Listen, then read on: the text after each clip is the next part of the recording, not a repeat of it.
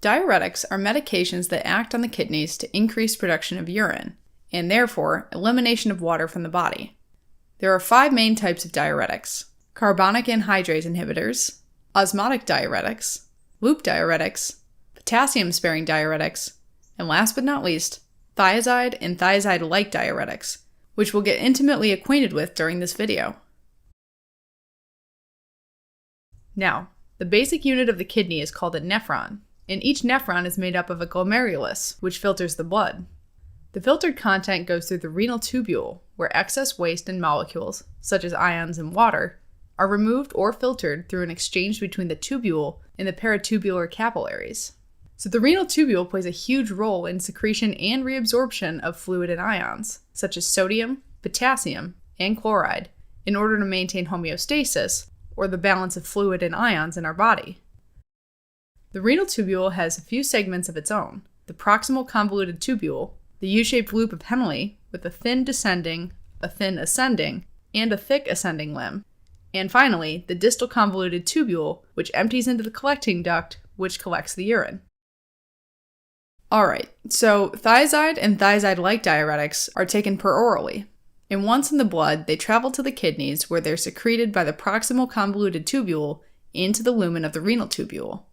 An important point to make here is that they are secreted by the same secretory system that secretes uric acid into the tubule, so they compete with the secretion of uric acid, therefore increasing uric acid levels in the blood. Next, they travel along the filtrate until they reach the distal convoluted tubule. This part of the nephron is lined by epithelial cells. Now, on the luminal side of these cells, there's a nifty little sodium chloride symporter. This channel reabsorbs one sodium and one chloride ion together from the tubule into the cell. Sodium is reabsorbed along with water into the interstitium and then into the bloodstream. This tiny cell also has a calcium channel on its luminal side, which allows calcium from the lumen to diffuse into the cell. Once in the cell, calcium is transported out into the interstitium through a sodium-calcium exchanger that pumps a sodium in and a calcium out. Now, since thiazides decrease sodium reabsorption, there's less sodium in the cell, so the sodium-calcium exchanger works overtime to pump more sodium in and more calcium out.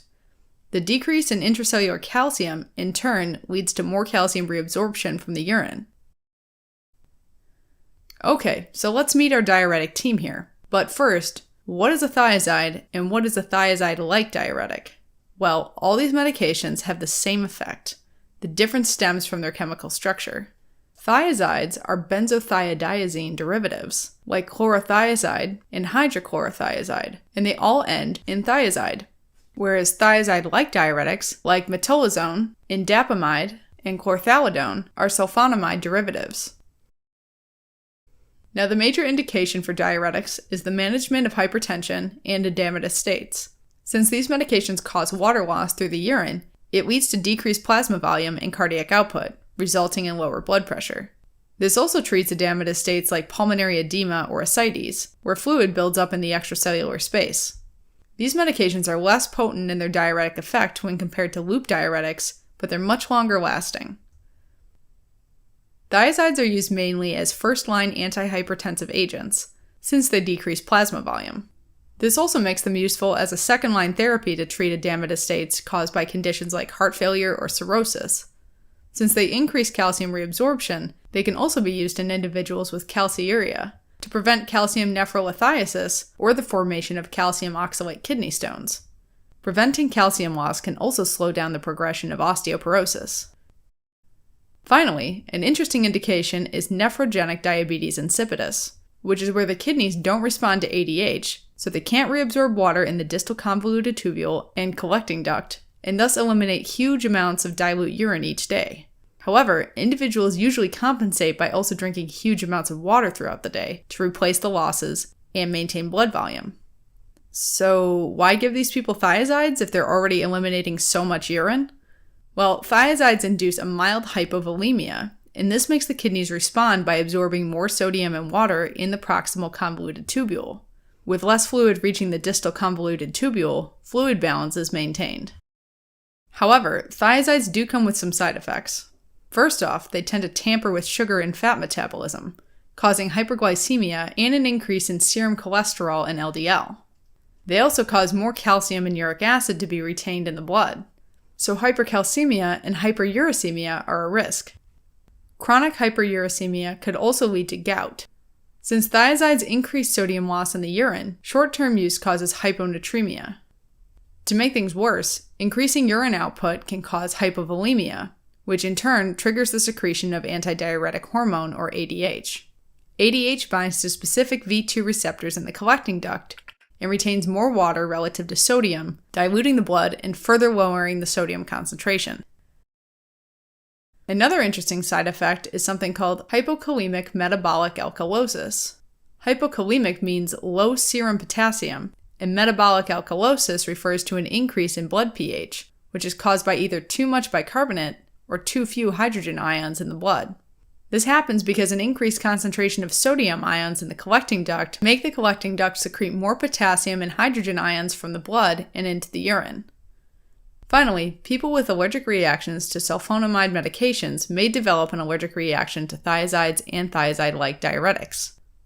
Now, we want to make a simple and fun mnemonic that'll help you efficiently memorize and retain all these farm facts. Let's have a psychic for the thiazides.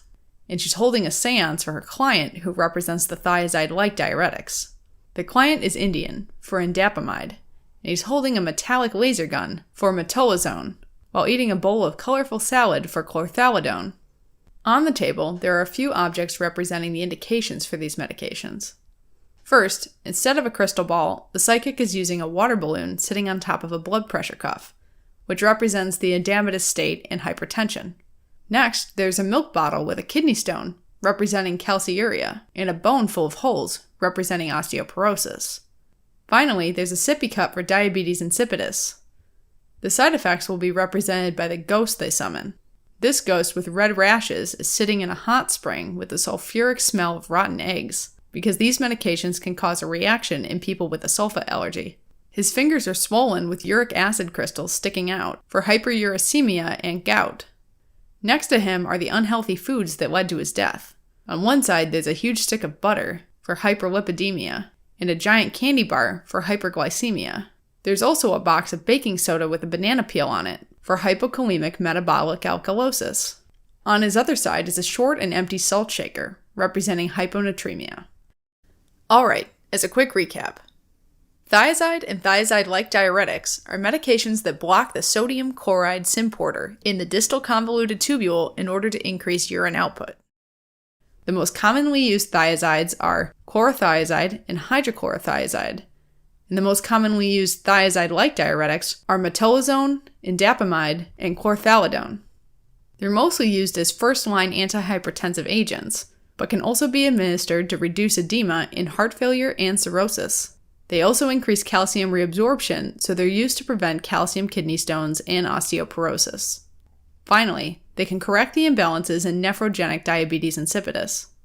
Common side effects include hyperglycemia, hyperlipidemia, hyperuricemia, hypercalcemia, hyponatremia, hypokalemic metabolic alkalosis, and sulfa allergies.